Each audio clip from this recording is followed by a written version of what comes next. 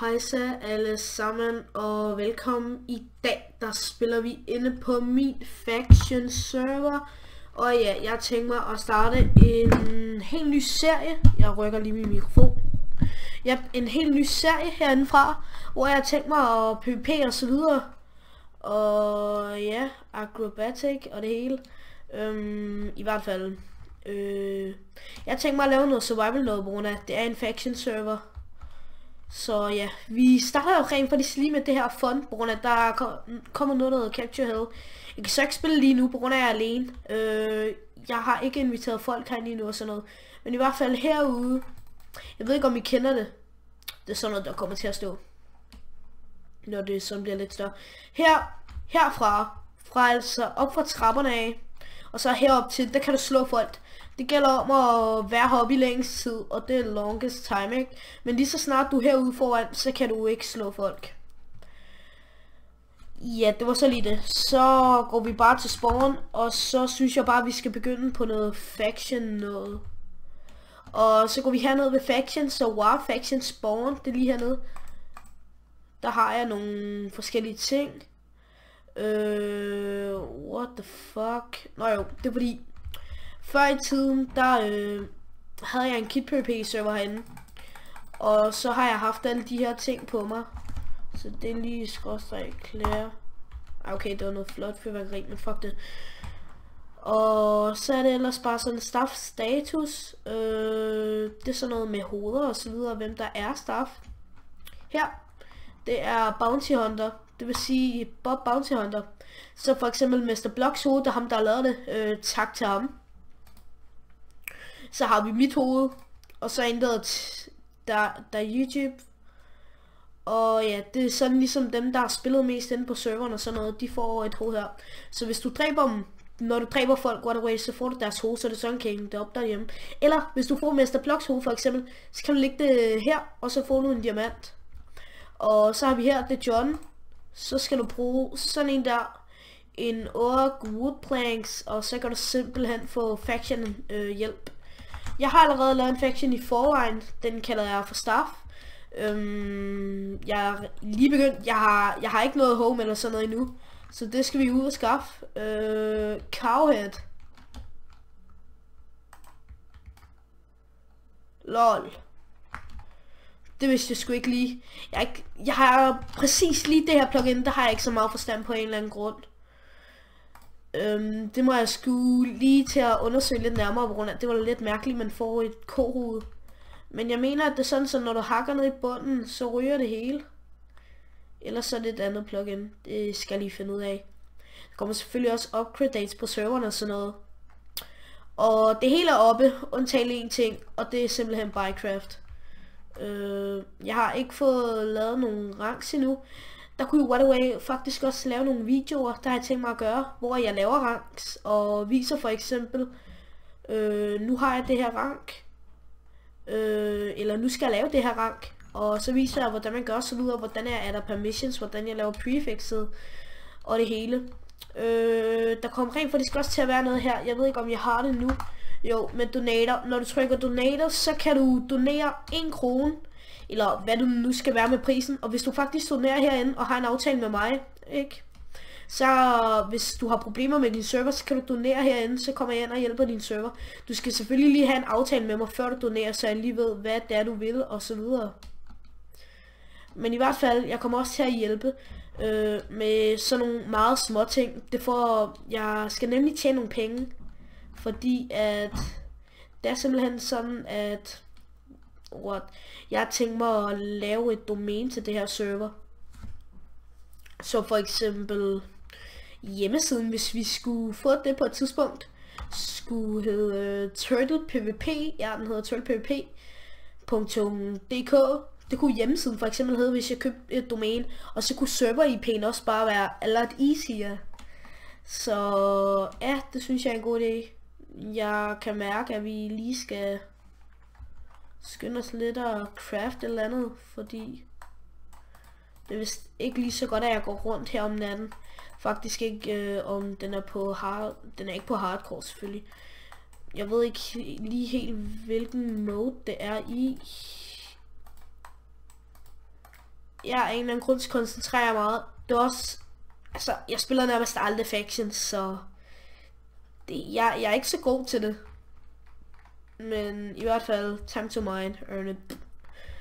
Det der MCMMO, det har jeg fået at vide, det er et pænt godt plugin, så det fik jeg downloadet. Jeg spiller i 1,7, fordi det synes jeg, det er bedre PvP og så videre. Og der kommer også til at komme PvP fights.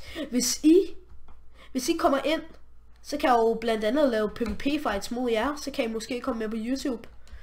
Og så videre, hvilket måske ikke lige er så fedt, fordi jeg ikke har nogen subscribers. Nej, ved du hvad, fuck det.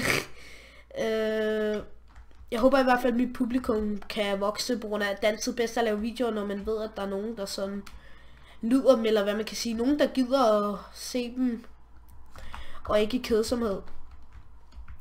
Men det her, det er i hvert fald en serie, jeg kommer til at køre meget op på, tror jeg. Fordi det er sådan nemt lige at uploade. Jeg har tænkt mig at sejle ud på en ø. Jeg er ikke så meget faction power, det er faktisk lidt dumt, jeg laver den her serie på grund af. Det tillader at grief inde på den her server.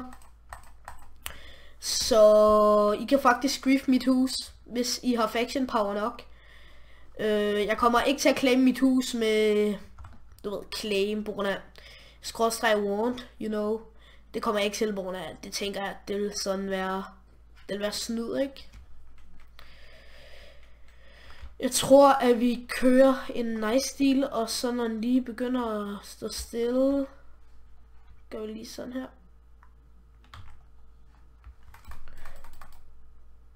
Nej.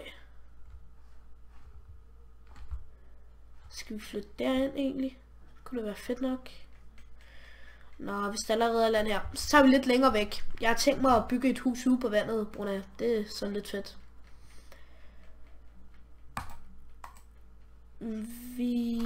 Ja, der har jeg tænkt mig. Jeg finder lige et sted, hvor der sådan ikke er så langt til toppen fra vandet af. Eller vent. Nej, vi flytter sgu herind ved en sandverden, hvor der sådan er lidt banet. Min far han kom så lige ind og afbrød, men det er ikke lige et stort problem på grund af, jeg stoppede bare lige videoen. Men i hvert fald, jeg har tænkt mig at slå mig ned her, se om jeg lige kan finde en mine eller sådan noget, så jeg lige kan få nogle penge, få noget godt gear. Jeg skal i hvert fald også lige have et par får. Lidt nederen at have sådan en lav render distance. De er de bare sjovt at dræbe. Jeg burde nok egentlig have lyd til. Og det sjoveste er, at du får fandme et hoved af det. Det er lidt overraskende. Det havde jeg ikke regnet med. Lige hernede. Af en eller anden grund, så lægger jeg pænt meget. Jeg ved ikke, hvad det er. Jeg plejer ikke at gøre det. Jeg tror lige, jeg kan nej, fuck. Jeg tror lige, jeg kan fikse det. 110. Jeg er faktisk ikke så god til det der med all the fuck over. Gider det heller ikke af. Nu lægger det lidt mindre. Vi tager lige, jeg ved ikke, meget uld der man skal bruge. For en sikkerheds skyld tager vi 3 uld. Det er i hvert fald 2 eller 3. Jeg tror, at vi løber i et lille stykke tid, og så ser vi, hvad der kommer sådan lige foran os. Mines og så videre. Fordi for at have en god faction, så skal man da mine. Især på sådan nogle her server. Hvis der er nogen af jer, der ved det, jeg er ikke så klog på plugins og så videre, men hvis der er nogen af jer, der ved det, så hvad hedder det plugin, hvor det er, at man får nok skrisehoved. Ej, shut up, man. Check it. Men hvis der er nogen, der ved, hvordan man får det der plugin, så det er, at man kan få jobs og så videre, må I gerne skrive det ned i kommentaren. Og så et andet plugin, det vil være pænt vigtigt, på grund af, at det er nemlig sådan en server, jeg har tænkt mig. Jeg har tænkt mig at have, at det skal være sådan en OP faction, og når jeg siger OP, så mener jeg virkelig OP faction. Med sharpness 150 og sharpness 1000 og sådan noget. Og med protection 1000 og så videre. Altså, kommer til at blive helt sindssygt. Det er i hvert fald det, jeg har tænkt mig. Der er allerede en faction faktisk herinde. De har bygget deres hus af obsidian. Det er nogle af mine gode venner fra udlandet. iBlue og PvP, han har en YouTube kanal, gå ind og tjek ham ud. Jeg ved ikke helt om jeg lægger link på grund af, jeg skal faktisk logge pænt snart, og så skal jeg det uploade på et ordentligt tidspunkt og så videre. Men i hvert fald, iBlue og PvP, ham skal I lige tjekke ud. Det hedder han. Der kan I godt gå ind og tjekke. What the fuck? Der er vist ikke nogen miner sådan lige her. Jeg tror bare jeg miner mig ind sådan et sted som herinde, og så begynder jeg bare ellers at bygge hus og farme. Yes, det gør vi. Den her serie kommer til at køre lang tid, når jeg har en faction server, så skal jeg seriøst være den bedste. Og det vil jeg virkelig bruge tid på, så jeg kan blive den bedste faction på en af mine server. Jeg kommer nok ikke til at spille på andre servers på grund af,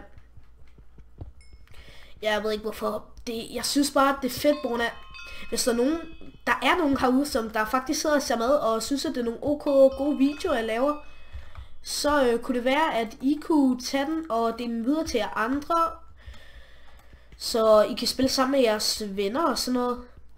Og så kunne det være, at vi kunne udvikle os til en pæn stor server, sådan en dansk en.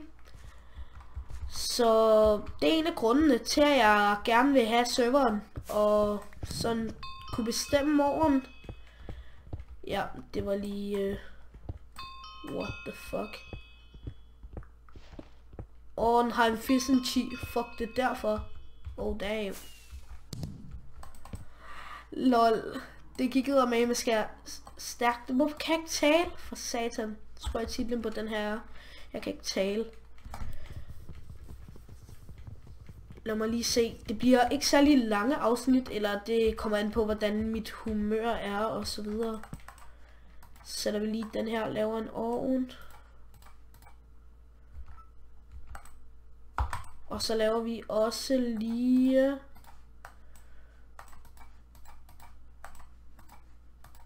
Nej, fuck. Jeg kan ikke finde ud af det. Og så laver vi lige en stenhak, så vi lige kan hakke det her. Ja, vi sætter lige ovnen først.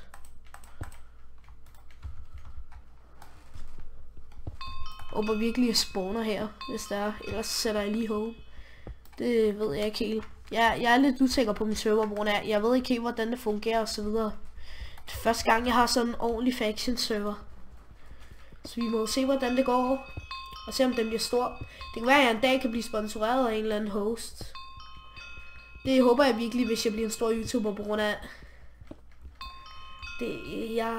Jeg vil gerne bruge mine penge på en masse andet, som for eksempel kvaliteten på videoerne gør meget bedre og sådan noget. Så det der med at bruge penge på det her, så vil jeg hellere, du ved, bare tjene penge på det her. Altså, at det som de køber, hvis folk de begynder at købe rang ind, det kunne også være virkelig fedt. Som jeg sagde tidligere i videoen, så kommer jeg også snart til at sætte Minecraft op. Sætte rankene op fuldstændig. Det bliver fedt. Det gør det. Jeg tror rent faktisk, de spawner klokken, den er, jeg ved ikke helt hvad klokken er. Det er også lige meget. Jeg skal i hvert fald logge lige om lidt. Så når jeg ligger i min seng, altså skal lægge mig til at sove, så kan det være, at jeg lige kan tage min iPad frem og så simpelthen programmere ranks og Minecraft over den. Det er jo faktisk ikke så svært. Så ja, jeg kan godt lide at fortælle, hvad jeg har tænkt mig at gøre. Men ja, det kunne være fedt, hvis vi kunne få vennerne ind. Jeres venner ind. Fordi så kunne vi få et stort fællesskab. Ja, det ville jo også være lidt mere spændende. Hvis der kommer mange ind, så har jeg tænkt mig at lave raids og så videre. Ikke fordi jeg cheater med raids, skal I ikke tro jeg gør, fordi det gør jeg ikke. Og af en eller anden grund, så lægger jeg meget, når jeg kommer herud. Er det på grund af, den er på brightness, skal den på moody. Jeg smutter ned i minen igen. Det var lidt bedre for min PC, åbenbart. Vi går herind. Ja, min stol den larmer nok rimelig meget. Jeg aner ikke hvorfor jeg får XP hele tiden. Det er lidt sjovt. Jeg rent faktisk også tænkt mig noget. Jeg ved ikke om I vil kalde det cheating, men jeg har fundet noget der hedder X-Ray Machine inde på internettet. Og der har jeg tænkt mig at prøve og se om det virker herinde på serveren. Fordi det kunne... Jeg ved ikke hvorfor, det kunne bare virkelig være fedt. Fordi så kunne man jo se diamonds og sådan noget. Men alligevel, det kommer nok til at være sådan en testvideo på grund af at nu... Jeg kan godt se at der er lidt snyd og så videre. Men jeg kan i hvert fald lære jer hvordan man bygger den. Det var noget med nogle oaks, eller hvad det nu hedder. Det skal man bruge, og så skal man bruge en minecart og så en skinne. Ja, det var det. Og så skal man simpelthen bokse ind i minecarten, hvor oaken den er inde over. Men ja, det var så alt for den her gang. Husk at subscribe til min kanal og like for at få flere af de her videoer. Jeg kommer virkelig til at lave flere videoer, hvis I liker, på grund af det giver mig sådan et ekstra boost og så videre. Og ja, det var det. Vi ses.